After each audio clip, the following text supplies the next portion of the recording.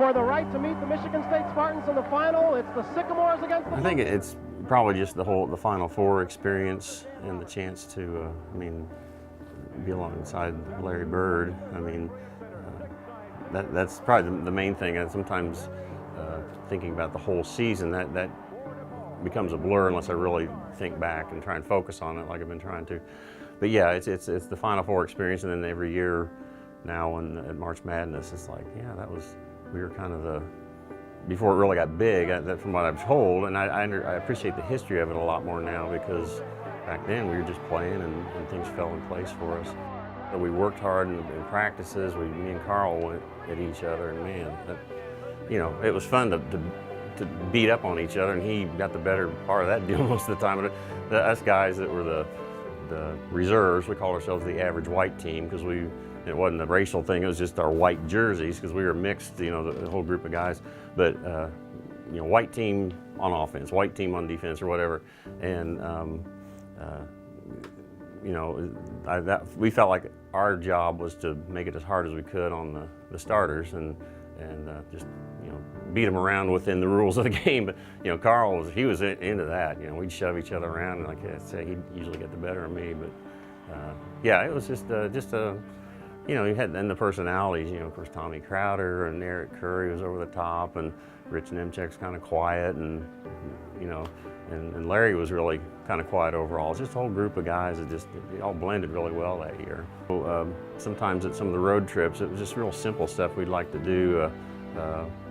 Me and usually Rich, and sometimes Tommy and Rod McNally, we'd just go take off hiking around one of the towns and kind of find the tallest building in town and just see if we could go find the observation deck and little silly stuff like that.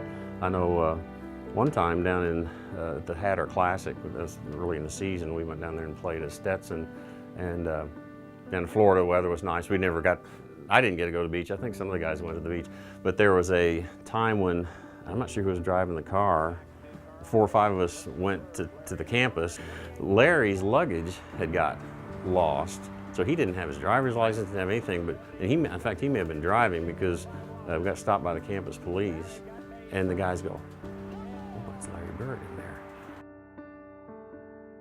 Well, since I came in as a walk-on, I kind of came in, I was only over here, I think, one time, maybe a couple times to play during that previous summer, and got to meet Larry, and I was just impressed that here, he didn't know who I was from Adam, and if I had the better shot, I got the ball.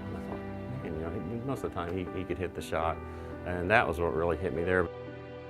I got out of school and left here, went back to Indianapolis and studied computer technology at IUPUI.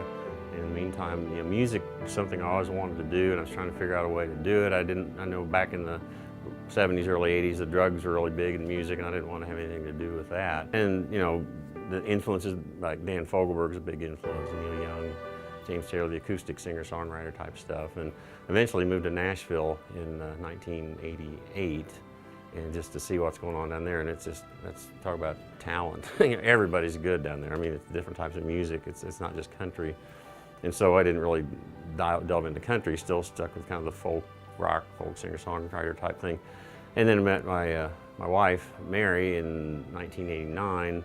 We started performing together because she's an amazing singer and songwriter. She's, I feel like I'm kind of her support act, But we work well together, and we got married in 1990 and started performing together, and then in Nashville, Tennessee, and worked with the Country Music Foundation Words and Music program, where we worked with kids on songwriting, and there's more details to it than that, but eventually we created our own workshop called Lyrics Alive, where we would go in for 3 or 4 days in the school and write songs with kids, but it was teaching them teamwork, cooperation, goal setting. I think the last time when they dedicated Larry's statue was the first time the whole team, now some of the coaches weren't there, but the whole team had been together. There had been events, but maybe somebody couldn't make it for whatever reason. But it's just like all those events, it's like, hey, there's Rich, there's Eric, and let's get back together. It's like almost like we pick up where we left off. It's so easy to be together and just kind of, keep up. And I think some of us through social media have been able to see what each other has been up to, and so it's going to be cool though. It's just You know, Terre Haute's been, again, so good to us, the university. They've had such nice events from the 10-year to the 20-year. They've had nice things every, and so I know everybody's going to really greatly appreciate that, and it's going to be a lot of fun.